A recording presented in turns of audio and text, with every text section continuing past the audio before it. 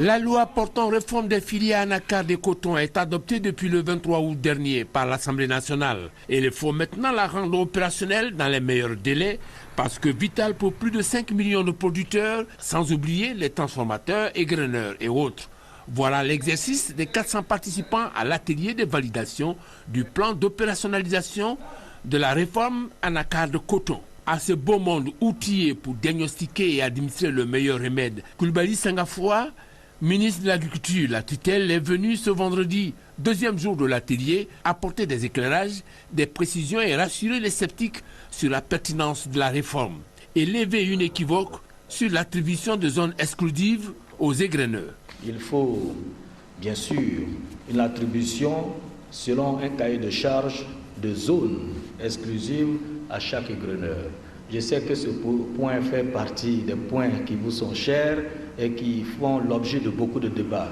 Je souhaite que l'atelier puisse en débattre librement. La réforme a opté pour les zones exclusives.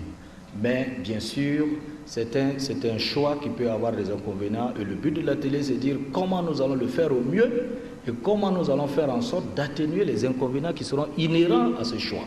Quant aux précisions et assurances, elles sont destinées aux potentiels investisseurs dans la transformation du cajou, avec pour objectif booster la transformation de 5% aujourd'hui à 35 voire 100% à l'horizon 2020. Ce sont des orientations qui nécessitent des ressources. Il s'agit bien sûr de prendre des mesures incitatives qui feront en sorte que les investisseurs vont venir investir dans des unités de transformation parce que nous allons leur faire des avantages au niveau fiscal, mais aussi d'encourager l'initiative locale, notamment les Ivoiriens qui veulent se mettre à l'industrialisation, à la transformation, qu'ils soient accompagnés avec la garantie de l'État.